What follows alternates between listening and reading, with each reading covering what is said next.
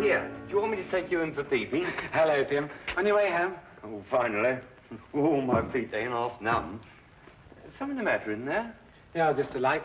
I noticed it's been burning for a couple of days now. Wondering if I shouldn't step in and tell them about it. I reckon they must have left it burning by mistake, you know. They'll know all about it when they get their gas bill next month. Yeah, I know. It seems a shame, though, doesn't it?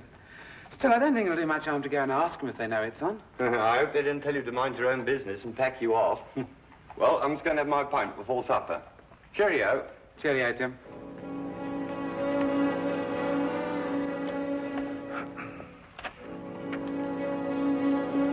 Afternoon, sir.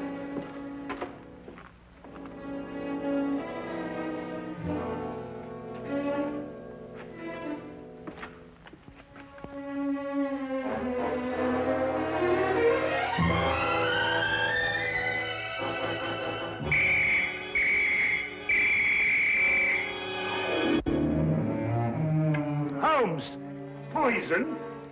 Yes, Watson, Egyptian, as a matter of fact. I'd read about it before, but I'd never worked with it. That's the key pot!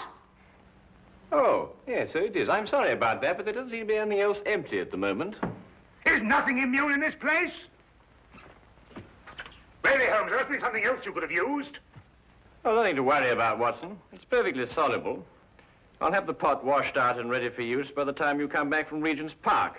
You can save yourself the trouble. That's the last drop I'll ever drink out of that pot.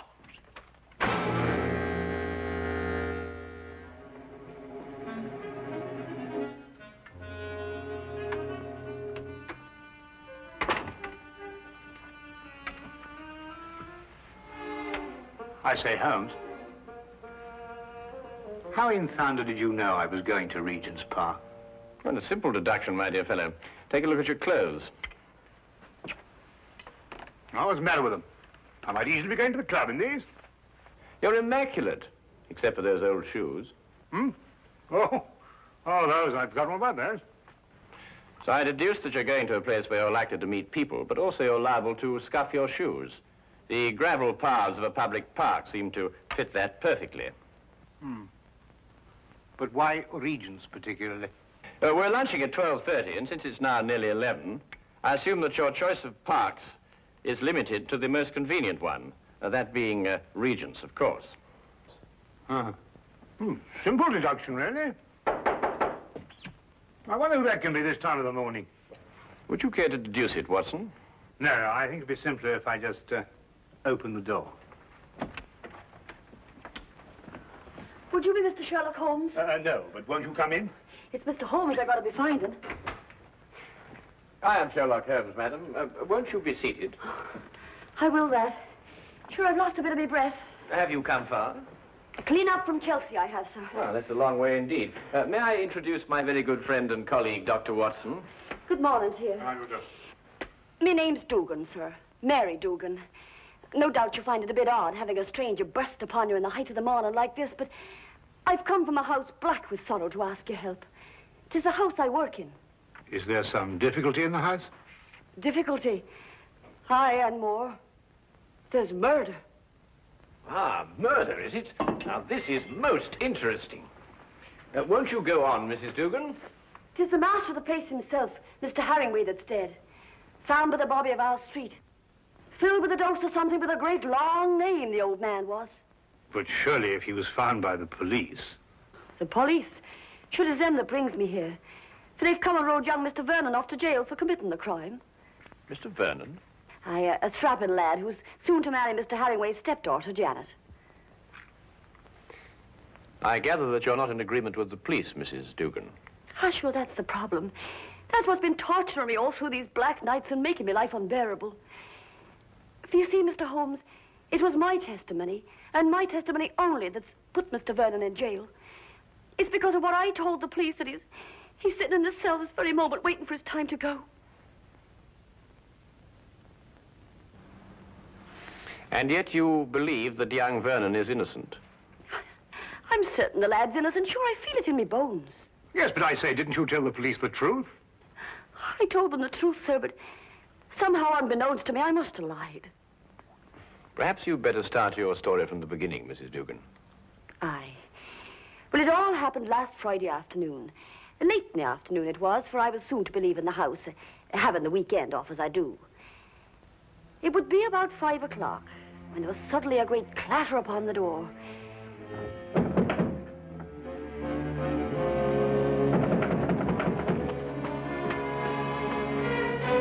Hello, Mrs. Dugan. Oh, good afternoon to you, Mr. Vernon.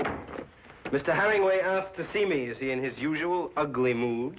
Sure, you shouldn't be talking like that, Mr. Vernon. You know, it makes Miss Janet very unhappy to hear you two fighting all the time. Well, if he wasn't such a stupid old... Where is Janet? Oh, she's away to her aunt's in Manchester.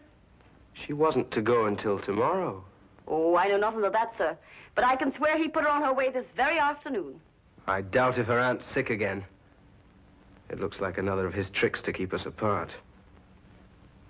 Well, where is he? In his study. He's asked me to show you right in. Just a minute. My coat. I forgot something.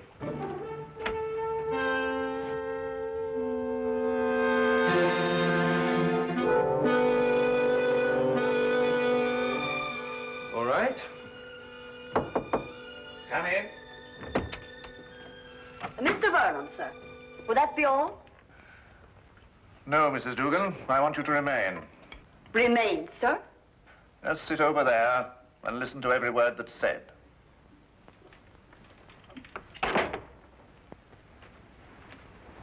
What is this? What have you got in your mind now? Young man, I have a very simple offer to make. And I want Mrs. Dugan here to be witness to it. Well, what kind of offer? I'll give you £1,000 to clear out of Janet's life. You must be out of your mind. On the contrary. Only a fool would refuse such beneficence. You disgust me. Your tastes don't interest me. I want only to rid you from Janet's life. Stay right here. I intend to finish. I happen to be in love with Janet.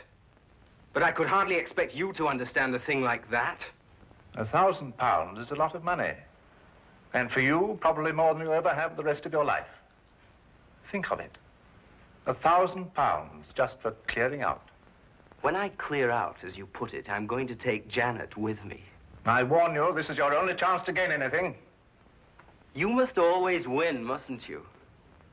Every little thing has to be your way. Even if it means destroying your daughter's happiness. I'm not interfering with her happiness. I only want to cleanse her life of a bit of trash. You may have had her under your fist all her life, but she'll break away now. No matter what you do, Janet's going to marry me. Mr. Herringway! Medicine. My medicine in the cupboard in the next room. I'll get it. Green bottle on shelf.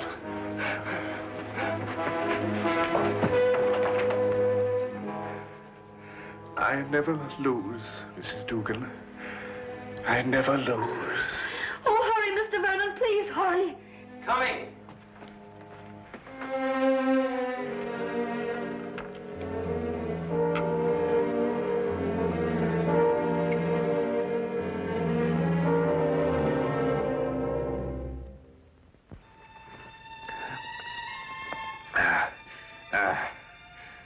Thank you. Feel much better. Well, there's no need to stare. I'm all right. Now get out of here. Both of you. Get out.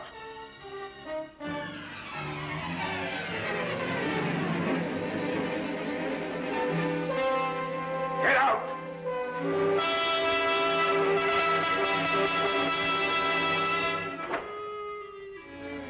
A few minutes later, I left the house. And that's the last I ever saw of Mr. Herringway. Alive. I see. And what did you tell the police when they questioned you? Sure, I told them everything. Just as it happened. About the bottle Mr. Vernon took out of his coat pocket, the sudden quarrel, Mr. Herringway's attack of illness, and Mr. Vernon going to get the medicine. And this was sufficient to have young Vernon remanded on a charge of murder? Aye, for the police informed me that it was the medicine, the very medicine that I saw Mr. Vernon give Mr. Herringway, that killed the poor old man. They say that poison was put into the medicine. Yes, but look here, that certainly seems to point towards the young man. When he went to obtain the medicine, he apparently slipped in the lethal dose. It seems that way, sir. But in my heart, I can't bring myself to believe it of him. That Inspector Lestrade, though, he won't believe another thing else. Lestrade, eh? He's the policeman who seems to be in charge of it all. Indeed. Inspector Lestrade, you hear that, Watson? We must go round and see him. Well, if you think it'll help. Aye. And 1,000 blessings on the pair of you. I don't know what we can promise you, Mrs. Dugan. I shall have to have a word with Mr. Vernon before I can express an opinion on the case. However, we shall certainly go and see Inspector Lestrade at once. I know it looks dark and all, but I must keep up hope. Well, I must be off.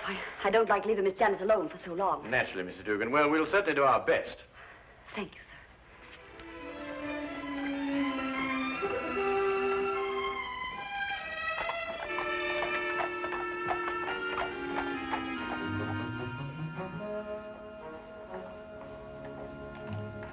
I can't see any reason for it. The man is guilty. Anything you want to know, I can tell you myself. Oh, come, Lestrade. I only want to ask the young man a few questions. It's time for my lunch. You needn't come. Now, look here, Holmes. There was a very large dose of strychnine in that medicine. The only person who could possibly have put it there was young Vernon. Or Mrs. Dugan? No, she didn't have any reason to. Besides, Vernon was a chemist. He had access to all sorts of poisons. Indeed, he was a chemist. You hear that, Watson? Young Vernon was a chemist. Eh? Yes, indeed, Holmes. Yes, I thought you'd be interested to hear that. Well, I am indeed. It is most important, and I insist upon seeing the young man immediately. We have no time to lose, Lestrade. No time to lose. Oh, all right, all right, all right. I don't see what you can possibly gain from this. But if you insist, you can see for yourself.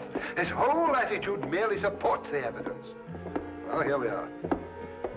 Inspector Lestrade. Yes, sir.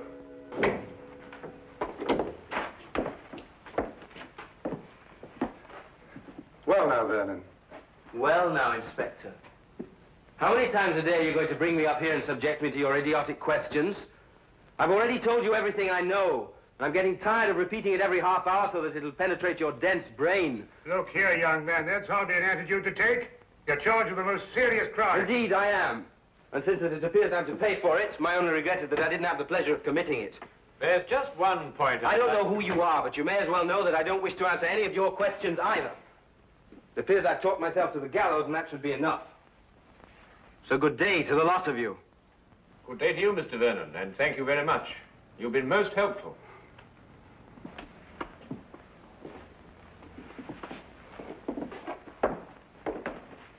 President Young Rogue. Oh, very interesting, Lestrade. Take the Baker Street, Holmes. Certainly not, Watson. We have a killer to catch. Killer? Yes. What do you think you were just talking to? A very furious young man, Lestrade. But he's as innocent as Dr. Watson, me, and you. Or perhaps not quite as innocent as you.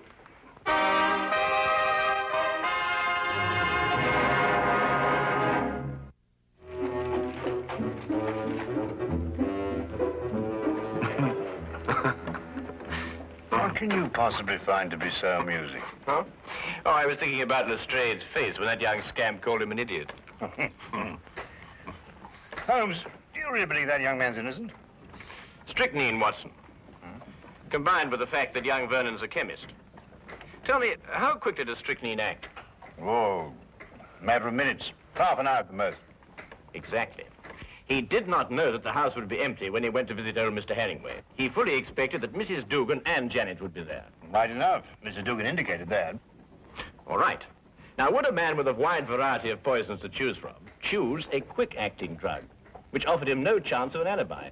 Or would he be more likely to choose something a little slower, which would allow him ample time to be miles away at the time of death? Yes, I follow your reasoning, Holmes, but surely you don't accept that as conclusive. Oh, I didn't, until I spoke to young Vernon. But, well, you didn't learn anything from him, did you? Ah, here's the mortuary. Shall we go and have a close look at the victim, Watson?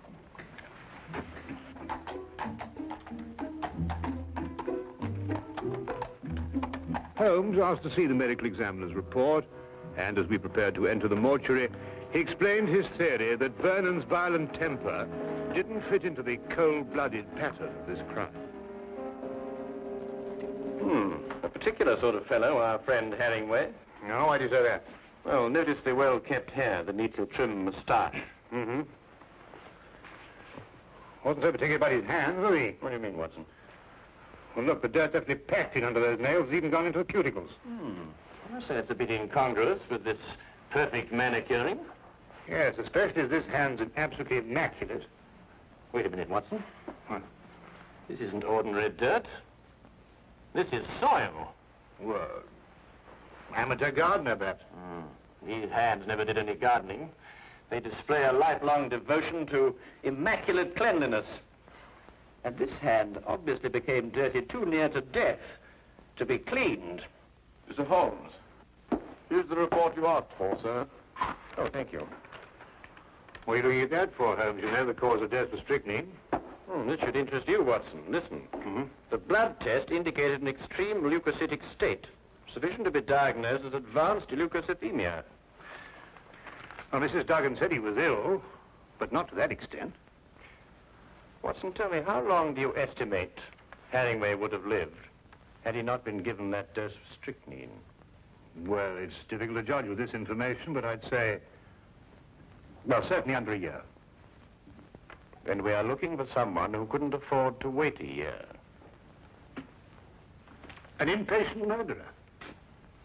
Then that fits in with Vernon's violent temperament. It appears so, Watson. It appears so. And yet there's still something missing. A bottle. A little mysterious bottle. Watson, would you go and collect Mrs. Dugan and take her round to Vernon's apartment? Ah, yes, of course. What will you be doing meantime? Oh, I'm going over to Vernon's place now. There are a few things I want to check over before you arrive. But it's bound to be locked up. How are you going to get in? Oh, with a key. Have you got the key to Vernon's apartment? I hope so.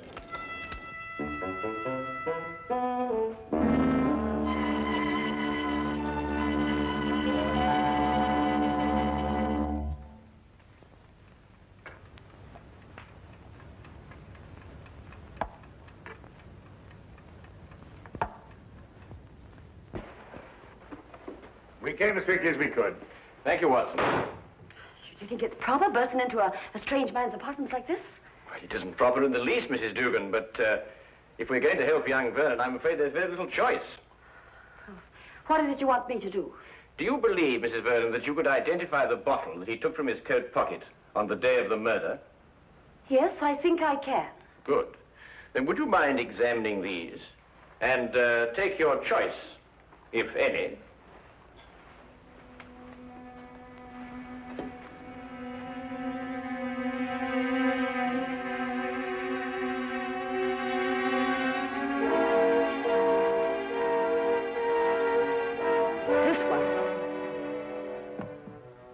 You're certain?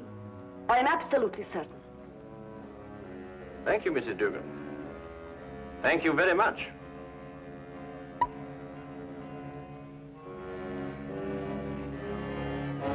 Holmes! It's all right, Watson. It's quite harmless. It's oil of cloves. Oil of cloves? Mrs. Dugan, I presume that your employer was a teetotaler. Oh, he was that. There was never a drop of anything at all in the house. Hated the stuff he did. Yes, but is it important, Holmes?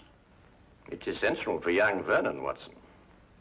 We have now only to visit Mr. Herringway's study to forge the final link of proof against a most amazing murderer.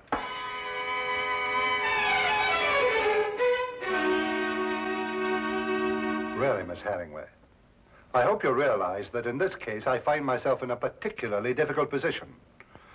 But as a police officer, I have no alternative. I must follow the dictates of the law. But Tom didn't do it. He couldn't have done it. It just can't be.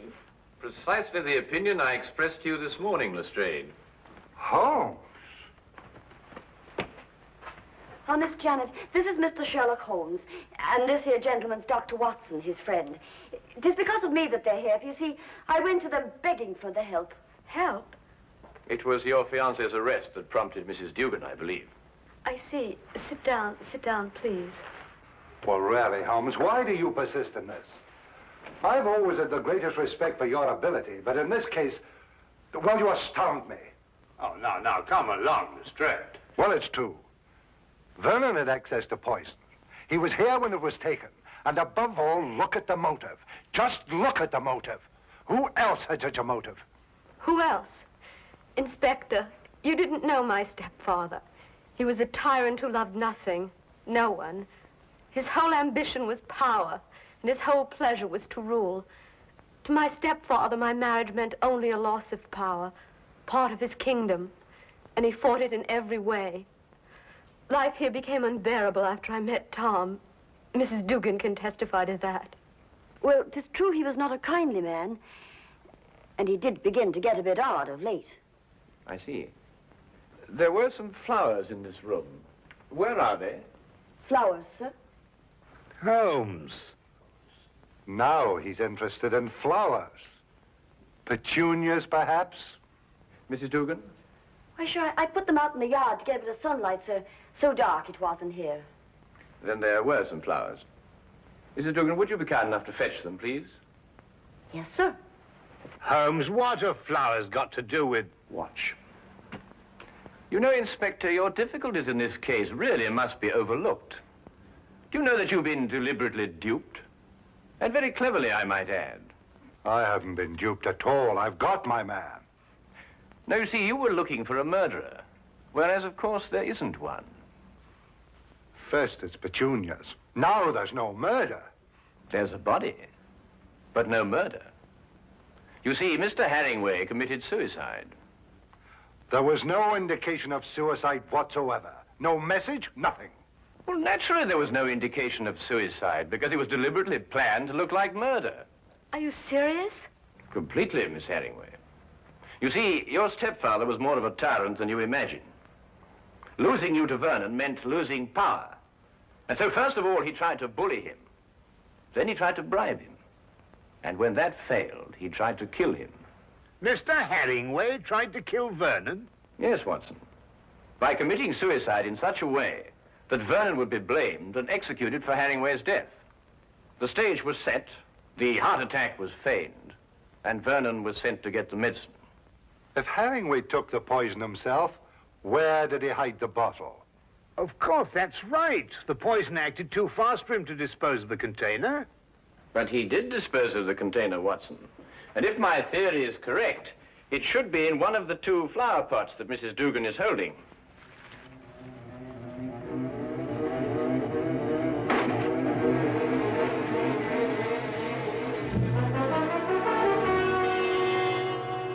And a chemical analysis will reveal that it contains strychnine. The dirt under the fingernails. Exactly, Watson. And you said it got there close to the time of death?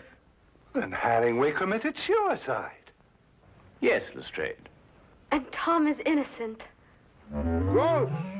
Go! Simple. Completely.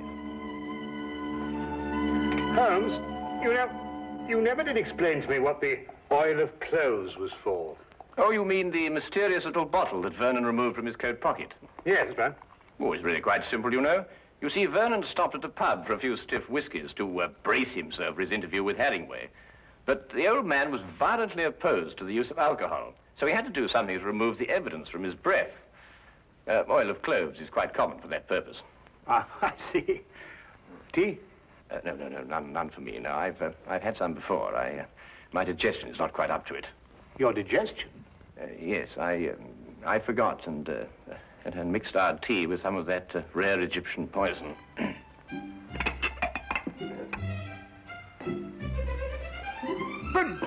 But confound it, man, the tea's ruined. Oh, fair enough, old man, but so's my poison.